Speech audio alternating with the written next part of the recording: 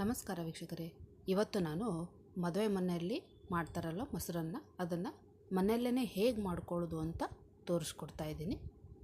ಬನ್ನಿ, ಹಾಗಾದರೆ ನಾವು ಮನೆಯಲ್ಲೇ ಮದುವೆ ಮನೆ ಸ್ಟೈಲ್ನ ಮೊಸರನ್ನ ಹೇಗೆ ಮಾಡ್ಕೊಳ್ಳೋದು ಅಂತ ನೋಡ್ಕೊಂಬರೋಣ.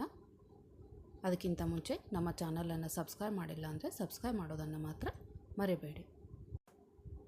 ಬನ್ನಿ, ಹಾಗಾದರೆ ಬೇಗನೆ ಹೇಗೆ ಮಾಡೋದು ಅಂತ ನೋಡ್ಕೊಂಬರೋಣ. ನಿಮ್ಮೆಲ್ಲರಿಗೂ ನಮ್ಮ ಚಾನಲ್ಗೆ ಸುಸ್ವಾಗತ. ಮೊದಲಿಗೆ ನಾನು ಒಲೆ ಮೇಲೆ ಒಂದು ಸಣ್ಣ ಕಡಾಯಿನ ಇಟ್ಕೊಂಡಿದ್ದೀನಿ. ಅದಕ್ಕೆ 1 ಟೇಬಲ್ ಸ್ಪೂನಷ್ಟು ಎಣ್ಣೆನ ಹಾಕ್ಕೊಂಡಿದ್ದೀನಿ. ಎಣ್ಣೆ ಕಾಯಕ್ಕೆ ಬಿಡೋಣ, ಅಂದರೆ ಮೊದಲು ನಾವು ಒಗ್ಗರಣೆನ ರೆಡಿ ಮಾಡ್ಕೊಂಡ್ಬಿಡೋಣ. ಸೊ ಎಣ್ಣೆ ಕಾಯ್ದಿದೆ. ಈಗ ನಾವು ಇದಕ್ಕೆ 1 ಚಮಚದಷ್ಟು ಸಾಸಿವೆನ ಹಾಕೋತಾ ಇದ್ದೀನಿ. ಹಾಗೆ ಸಾಸಿವೆ ಚಟಪಟ ಅನ್ನಬೇಕು. ಅದಾದಮೇಲೆ ಅದಕ್ಕೆ ನಾನು ಒಂದು 1/4 ಚಮಚದಷ್ಟು ಜೀರಿಗೆನ ಹಾಕೋತಾ ಇದ್ದೀನಿ.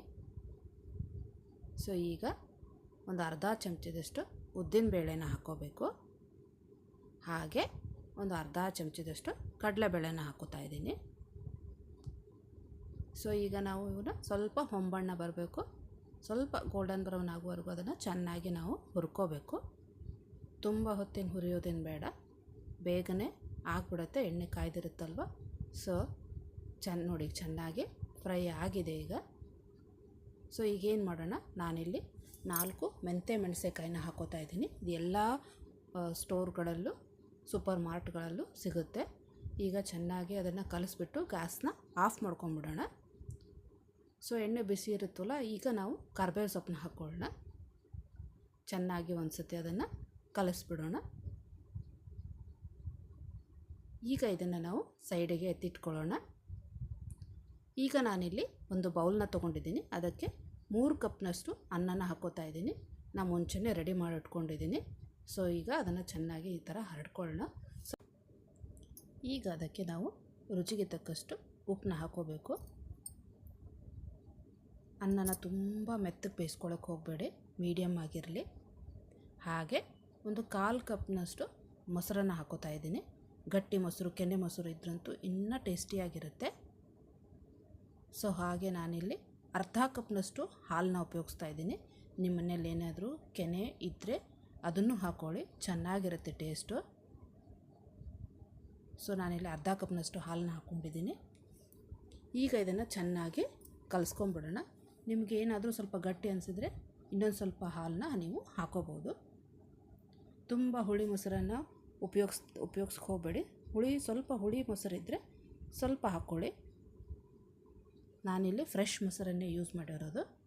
ನೋಡಿ, ಈಗ ಚೆನ್ನಾಗಿ ಅದನ್ನು ಕಲಿಸ್ಕೊಂಡಿದ್ದಾಗಿದೆ.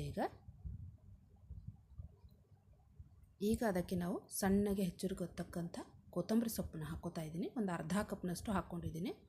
ಈಗ ಮೊದಲೇ ಒಗ್ಗರಣೆ ರೆಡಿ ಮಾಡಿ ಇಟ್ಕೊಂಡಿರ್ತೀವಲ್ವ, ಆ ಒಗ್ಗರಣೆನ ಅದಕ್ಕೆ ಹಾಕ್ಕೋಬೇಕು.